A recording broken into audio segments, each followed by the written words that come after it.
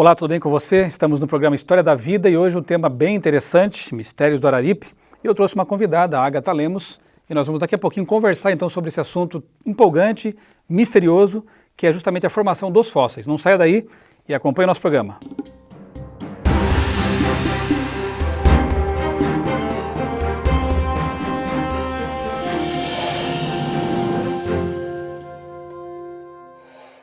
Estamos de volta com o programa História da Vida, hoje tratando do tema Mistérios do Araripe. E como eu prometi, estamos aqui com uma convidada, a Agatha Lemos, jornalista, editora da revista Vida e Saúde, uma das editoras. Só que hoje vamos fazer uma coisa um pouco diferente, né? Como eu estive no Araripe, e ela é jornalista, a gente vai inverter os papéis agora. Agatha, você vai me entrevistar, então. Na próxima vez eu torno a te entrevistar, o que também sempre é um prazer, mas agora eu deixo com você essa bola. Muito bom. Michelson, eu percebi aqui, né, que vocês tiveram aí uma experiência incrível na Chapada do Araripe, no Ceará. E pelo que eu entendi, lá é uma região bem extensa, montanhosa, e vocês encontraram muita coisa boa, né? Conta pra gente. Ok. Como você disse, a Chapada é uma formação montanhosa bastante grande, né? Ela envolve alguns municípios, uma grande área, uma extensa área fossilífera, e nós ficamos localizados em Juazeiro do Norte. E por que lá? Ali é incrível, você consegue encontrar fósseis a céu aberto, né? Eu, pela primeira vez, tive assim, o prazer e o privilégio de pegar algumas rochas ali, né? Fomos a um campo lá, árvores retorcidas, temperatura de 40 graus, mas a emoção era tanta que a gente nem sentia esse calor todo. Tem um preço, né? Sentia, né? Essa emoção de... Sem dúvida, né? Esse contato histórico. Mas foi muito legal mesmo. Tínhamos lá o martelo de paleontólogo, né? Então, com o jeito certo, ensinados, né, orientados por alguns paleontólogos que estavam conosco, né, inclusive um senhor que pertence a um órgão federal, nos acompanhou durante todas as pesquisas a campo. Então, ali nos orientaram. E você quebrar uma rocha, abrir e encontrar um fóssil, é uma emoção realmente assim, bem interessante, bem quase indescritível. Primeira vez que eu pude passar por isso. E a gente encontra muito material fossilizado ali, e o curioso é que são materiais, são fósseis, alguns dos quais, ou até muitos dos quais, de origem marinha. E ali estávamos a 500 quilômetros da costa, praticamente. E pelo que eu percebi, não foi uma coisa também assim amadora, que você pode pegar uma equipe, estou indo lá. Tem toda uma estrutura, uma técnica, vocês estavam acompanhados por pessoas profissionais. Explica pra gente como é que foi todo esse movimento. Vai que alguém tem vontade de fazer, né? Conhecer também. Como eu disse, né? Você tem que fazer organizar uma expedição, um grupo de pesquisadores, e ir com autorização desse órgão federal. Então estava lá conosco, né, um pesquisador, por sinal um geólogo, né, o departamento chama Departamento Nacional de Produção Mineral, que é um órgão do governo federal. E ele então nos acompanhou durante todo o tempo, né. Inclusive os fósseis que você encontra não podem ser levados no bolso e para casa como se fosse um souvenir qualquer, né. É um patrimônio da região. É um patrimônio, né, da União, né. Eles ficam lá, a menos que você tenha de repente uma ligação com uma entidade de pesquisa, um museu, aí é feita uma catalogação e isso pode ser enviado depois, né? Mas, de qualquer forma, pesquisar em loco foi algo muito interessante. Tínhamos ali alguns geólogos, paleontólogos, vieram 2 pesquisadores do Geoscience Research Institute, podemos falar um pouquinho daqui a pouco sobre o que é isso, né? Que instituto é esse? Veio um biólogo, que é o diretor do Geoscience, e um paleontólogo, também biólogo, que é o Dr. Raul Esperanti. E eles também nos acompanharam todo o tempo. Então, assim, não era só encontrar as coisas assim a esmo, né? Mas tudo com orientação, e foi muito interessante, um aprendizado muito grande. Estávamos ali em dezenas de professores, pesquisadores, um grupo também aqui da CPB, né, Casa Publicadora Brasileira, e tudo isso foi, assim, sem dúvida nenhuma, um aprendizado que a gente leva para... É bem mais interessante você depois falar sobre, tendo esse background, né, de uma pesquisa em campo. É que deixa de ser uma especulação teórica para você ver que a coisa é real, né? E você ainda comentou o fato de que tinha, né, para surpresa, tinha muita coisa ali marinha. Além disso, tinha planta, o que mais, né? A gente encontra de fóssil. A gente encontra lá os iconofósseis, por exemplo, também, né? A gente encontrou também coníferas fossilizadas, né? São árvores, né? Pinheiros, só que ali não tem pinheiros. Então a pergunta que a gente fez para o geólogo aqui? Como que nessa região onde não há pinheiros, né, coníferas, há fósseis tão bem preservados aí com os troncos e tudo mais, né? A resposta foi para nós bastante óbvia, uma catástrofe hídrica numa região agreste, né, no sertão do Ceará. Então isso nos... Súbita, rápida, né? Porque realmente para ver essa preservação dos fósseis, tanto plantas quanto animais, insetos também que são frágeis, né? o sepultamento tem que ser súbito, rápido, para que não haja decomposição, não haja apodrecimento e nem serem devorados, né, talvez por necrófagos ou predadores, enfim. Bem, a gente acompanhou aqui, né, um pouco dessas aventuras, né, ali na Chapada do Araripe, mas daqui a pouco a gente volta também falando sobre os muitos fósseis, né, que vocês encontraram lá, mais alguns detalhes, a gente já volta.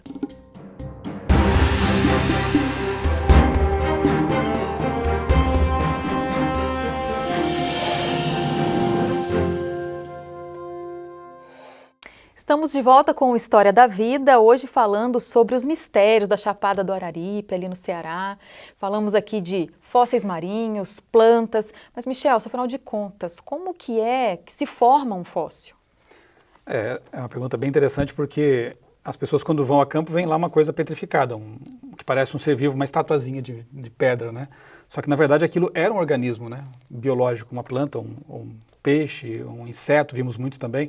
O que acontece é que é preciso que o cadáver, ou o animal quando estava vivo ainda, né, sendo surpreendido, ele seja pego por uma onda de lama, então é sempre num contexto hídrico, né, e geralmente catastrófico.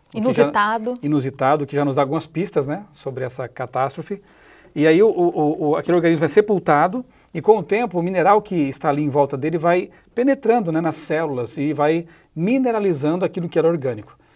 Depois de alguns séculos, talvez, algumas vezes até menos do que isso, dependendo das condições, aquilo que era carne, tecido vegetal, acaba se tornando uma impressão em forma de rocha daquilo que foi o animal ou a planta. E existe toda uma discussão, né, inclusive, a respeito das datações. São confiáveis? É uma coisa meio mítica? O assunto é vasto, né, mas resumindo, a gente também foi a um local ali que era uma pedreira, né, onde eles cortam aquelas pedras para fazer pisos. Inclusive o hotel em que a gente ficou tinha muitos fósseis, né, nos pisos. A gente caminhava ali e via nos pisos aqueles peixinhos fossilizados e tudo mais. Então é um ambiente que nos convida realmente a muitas perguntas, a muitas pesquisas. Mas o que a gente viu naquela pedreira eram os estratos geológicos, né? E assim como a gente pode perceber no Grand Canyon, por exemplo, em Varvito, ali em Campinas, o fato de eles serem plano paralelos revela uma sedimentação, uma estratificação muito rápida, porque se esses estratos ficassem expostos aos milhões de anos de intempéries, eles seriam irregulares, mas são planos. Em alguns locais se percebe até fósseis que atravessam interestratos, né, atravessam estratos, o que revela que foi um sepultamento rápido e uma possível fossilização também bastante rápida. Incrível. O assunto realmente é extremamente instigante, gera muita curiosidade. E eu acredito que em sala de aula é um prato cheio para o professor e para o aluno, em várias disciplinas, né, você pode explorar esse assunto. Sim, e o que é legal, Michel, que a gente percebeu é que o método científico foi respeitado, que é estar em loco, né? Aquela coisa que para a gente fica muito ainda na teoria, ali vocês puderam, né, ver, tocar, né? É um método científico por excelência, É um método científico, né? Você formula hipótese e vai lá e investiga se realmente é aquilo. Exatamente. A Chapada do Araripe é extremamente rica, né, em fósseis, como você falou. A gente não pode explorar tudo agora, mas tem muito mais para a gente explorar. A revista traz mais coisas também. Traz muita coisa. A revista está muito boa nessa edição. E ali, pelo que eu entendi também, é tudo a céu aberto. Sim. Né? Os segredos estão ali expostos, muitos mistérios históricos, né? E os eventos relativos, né, ao soterramento rápido dos seres encontrados nessa região só podem realmente ser atribuídos a causas hídricas, catastróficas. E o relato que explica mais adequadamente a existência desses achados é, sem dúvida, o dilúvio global descrito no relato bíblico. E legal até que a gente parte, né, das evidências, né, para essa conclusão, e não o contrário, né?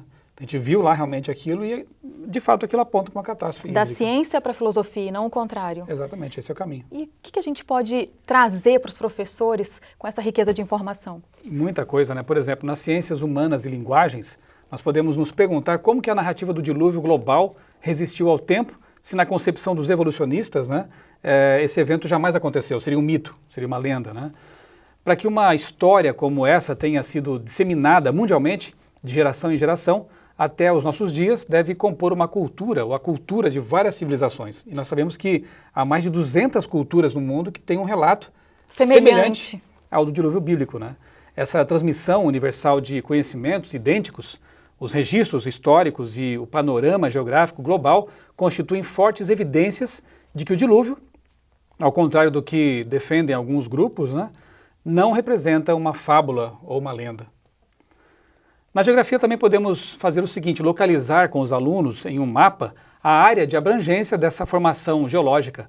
Mostre, por exemplo, os locais em que as nossas equipes estiveram, né, pesquisando, e explique aos alunos a importância dessa área, considerada um verdadeiro tesouro natural brasileiro. Estimule também a curiosidade dos alunos de que forma, como um dilúvio poderia ter originado uma formação como Araripe, quais camadas geológicas estão representadas naquela região, naquela pedreira que eu mencionei a você, né, Agatha? São perguntas realmente muito interessantes e que aguça a curiosidade do aluno, né? E como se diz, uma pergunta bem feita, às vezes é mais importante do que a própria resposta, né? Mas você quer um assunto ainda que vai mexer muito com o pessoal? Pegadas de dinossauros. Esse é interessante. No próximo bloco a gente fala sobre isso. A gente já volta.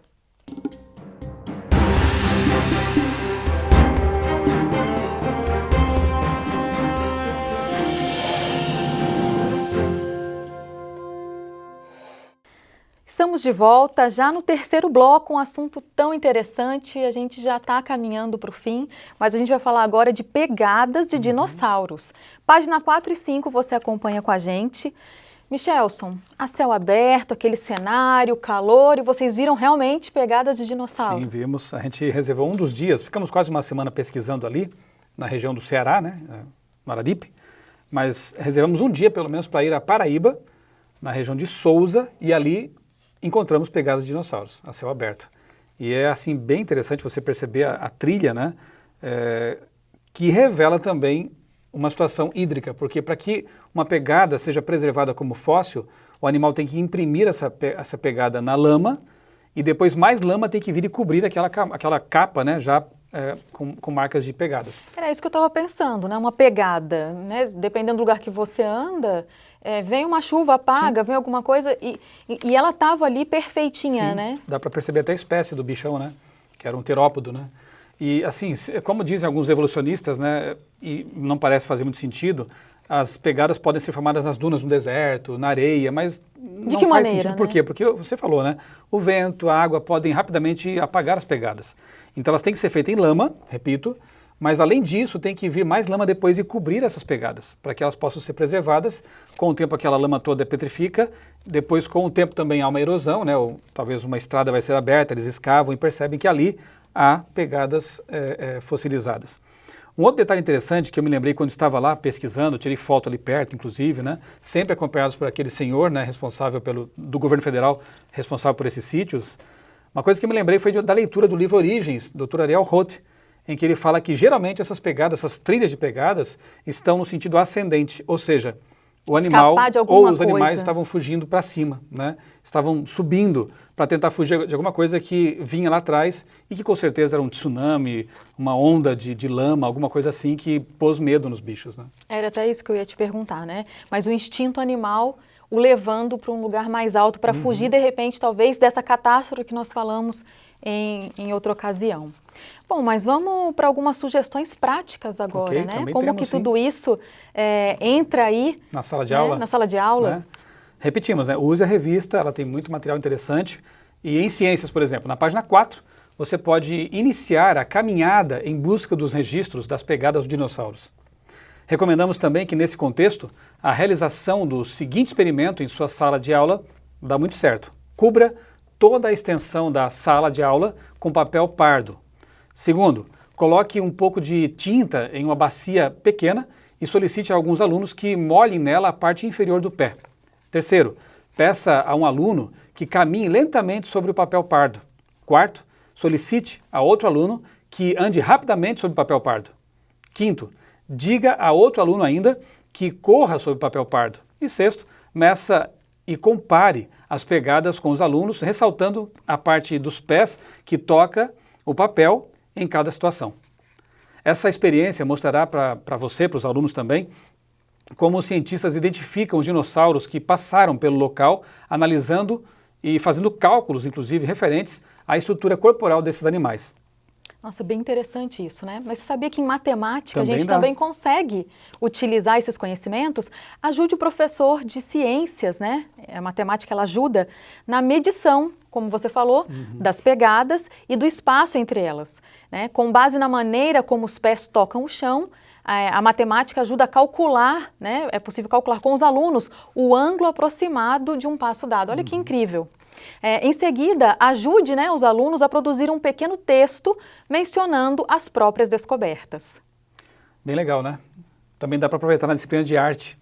Na página 5 aqui da revista História da Vida, você vai perceber que são apresentadas imagens de pegadas dos dinossauros, são fotos tiradas lá no local, com a minha câmera inclusive, e é possível determinar as espécies de dinossauros que existiram ali naquela região ou que estavam passando por ali, exclusivamente por meio dessas marcas deixadas na região ali de Sousa. Quais informações históricas podem ser compreendidas por meio das pinturas rupestres e de outras formas de arte deixadas pelas civilizações antigas? É realmente incrível tudo o que é possível fazer, né? Mas a gente vai dar uma paradinha agora. No próximo bloco a gente tem, sabe o quê? A palavra dos pesquisadores. Vamos ver se essa emoção não foi só sua, foi de mais gente também. A gente já volta.